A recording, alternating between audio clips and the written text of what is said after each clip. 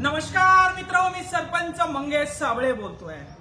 पण आज या ठिकाणी जिल्हा परिषद कार्यालय छत्रपती संभाजीनगर या ठिकाणी मी सरपंच म्हणून आलेलो नाही, तर माझ्या गावातल्या महिलांचा आवाज म्हणून या ठिकाणी आलेलो आहे।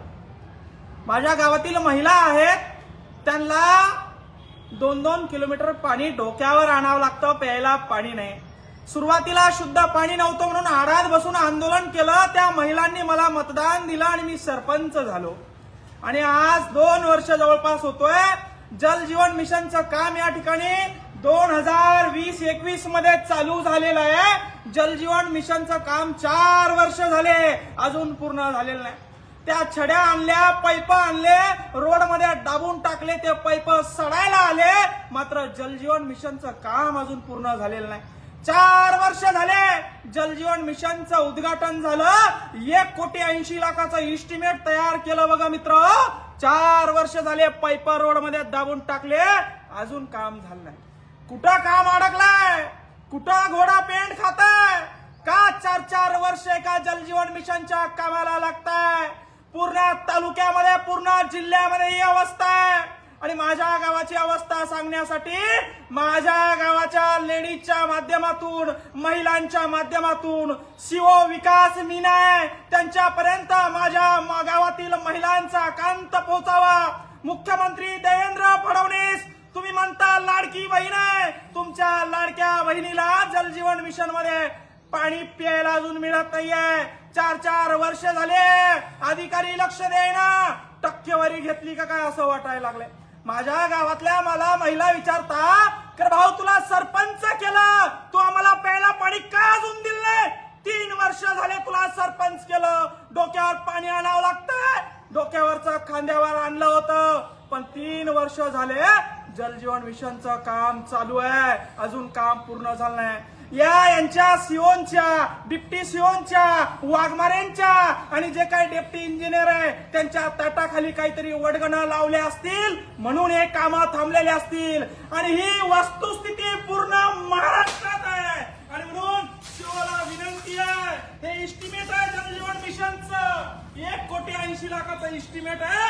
4 वर्ष झाले काम चालू आहे, 4 वर्ष झाले तुम्ही भ्रष्टाचार केलाय, 4 वर्ष झाले तुम्ही महिलांना आमच्या प्यायला पाणी या ठिकाणी दिलं नाही। आणि म्हणून गेवराई पायगा गावाच्या महिलांच्या वतीनं सीओला या ठिकाणी आम्ही निवेदन देण्यासाठी आलो आहे की लवकर आमचं जल जीवनचं काम सुरू करा, आमच्या लेकरांना, आमच्या महिलांना प्यायला शुद्ध पाणी द्या। हे फक्त निवेदन आहे, तुम्हाला हात जोडून विनंती आहे। सरपंच होऊन 2-2.5 वर्ष झाले, शब्दपूर्ती केली नाही। त्याचं कारण असं आहे, ठेकेदारानं काम कंप्लीट केलं नाही, ठेकेदाराची अवकात नव्हती काम कंप्लीट करायची, तर काम घेतलं कशाला? शासन बजेट देत नाही म्हणताय, मुख्यमंत्री लाडक्या बहिणीला डोक्यावर पाणी आणायला लावताय। आणि म्हणून महिलांच्या वतीनं एक विनंती घेऊन विकास मीना जे सीओ आहे जिल्हा परिषदचे IAS अधिकारी, त्यांना विनंती करण्यासाठी आलो आहे की पूर्ण महाराष्ट्राची वस्तुस्थिती जी आहे, पूर्ण संभाजीनगर जिल्ह्याची वस्तुस्थिती आहे, पूर्ण फुलंब्री तालुक्याची वस्तुस्थिती आहे, मला त्याच्याशी काही घ्यायचं नाही। माझ्या गावात 2020 साली तुम्ही उद्घाटन केला जल जीवन मिशनचं, आज 5 वर्ष झाले नळ अजून आले नाही। मी गावात जायला मला नाक राहिलं नाही। महिला मंडळ मला रोज विचारतात, नळाचं काय झालं, पाण्याचं काय झालं, नळाचं काय झालं, पाण्याचं काय झालं। या सीओ लोकांनी टक्केवारी घेतल्या असाव्या, त्या वाघमारे इंजिनियर आहे त्यांनी टक्केवाऱ्या घेतल्या असाव्या। यांचं कॉन्ट्रॅक्टरवर लक्ष नाही, यांचं कामावर लक्ष नाही। आणि म्हणून मुख्यमंत्री देवेंद्र फडणवीस साहेब, तुम्हाला हात जोडून विनंती आहे, तुमच्या लाडक्या बहिणीला पाणी पाजायची जबाबदारी तुमची आहे। जल जीवन मिशन 1,80,00,000ची योजना केंद्राची आहे, 5 वर्ष झाले काम सुरू, अजून काम कंप्लीट झालं नाही। आणि म्हणून सीओनी तात्काळ मीटिंग बसवावी, जल जीवन मिशनच्या योजनांचा या ठिकाणी आढावा घ्यावा। अजून उन्हाळा सुरू झालेला नाही, अजून तर टाकीत पाणी येत आहे मायबापो, एकदा अजून 2 महिन्यानंतर उन्हाळा सुरू झाला तर प्यायला पाणी नसतं। आणि जर का अशी वस्तुस्थिती परिस्थिती आमच्यावर आली तर आमचा या ठिकाणी उद्रेक झाल्याशिवाय राहणार नाही, एवढं सांगण्यासाठी सीओ साहेबांना, विकास मीना साहेबांना आणि वाघमारे जे कोणी जे आहे त्यांना सांगण्यासाठी आलो आहे। धन्यवाद मित्र, जय जवान जय किसान।